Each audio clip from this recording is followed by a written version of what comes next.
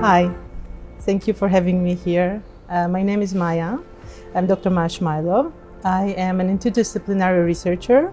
I am an intellectual property attorney. I have a degree in artificial intelligence, and I have joined this wonderful school a month ago.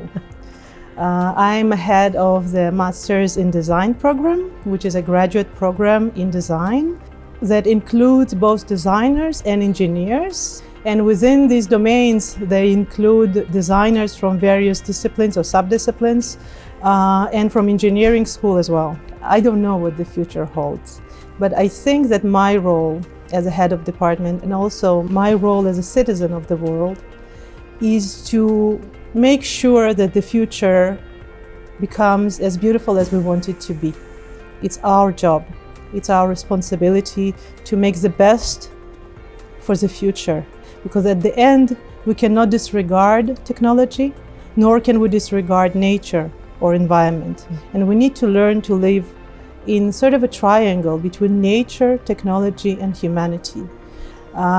Design is a very, very broad term. Design encompasses in itself not only the skills that the design practitioners hold, it also encompasses collaborations. It encompasses knowing and understanding different languages.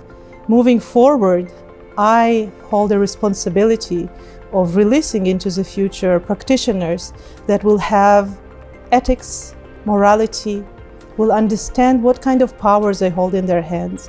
And I want them to be able not only to ask the question why they are requested to do something, but I want them to have the backbone and the power to say no and to stand up for their profession when they are requested to do something that at the end might ruin millions of lives. I've been in corporate world for most of my career. I started in firms, I worked in airlines, I worked in medical device companies, and I've seen things that I cannot unsee.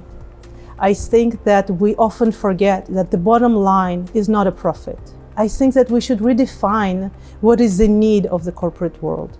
And especially today, when we work in a lot of digital products, where one click of a button gives you this rush of dopamine, and how everyone is working around it, and abusing this term we call design thinking, and bringing workshops for 1 week, 2 weeks, and suddenly everyone knows what the answer is because they have interviewed 5 or 10 people. And forgetting that these 5 or 10 people not necessarily represent the rest of the humanity, but I think it's also abuse of design. And design, as has been said by many smart people, is a political tool. And it should be looked at it like that. And it should not be abused and demoted to let's learn design thinking in 1 week. You cannot learn design thinking in 1 week. You cannot even learn it in 1 year. It's something that encompasses in itself so many different facets, and it should be revered and respected. I don't think that anyone thought that when Facebook was established, we will have Facebook interfering in US politics and US elections. No one thought about it, no one planned it, but it happened. And all this is done by designers. And this is why I think we as educators have a huge responsibility to stand up and say no more. Our students will say no to you if you will abuse the system, if you abuse their profession. There should be a code of ethics in the design world. There should be rules that are commonly and mutually respected. We depend in the same manner on the world of design and the work of designers, no matter in which domain of design they practice.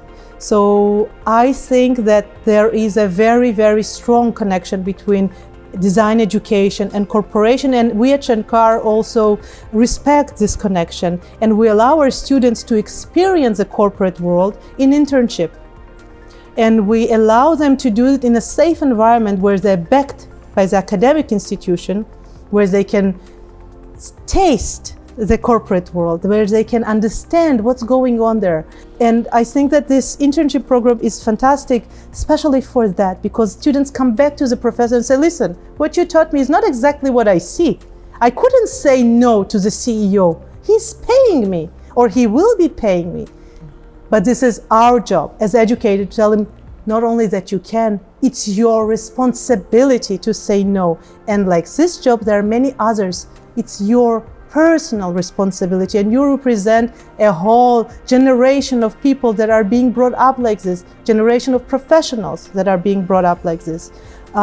So at שנקר, I think we're going in the right direction for the education and the future of design and engineering.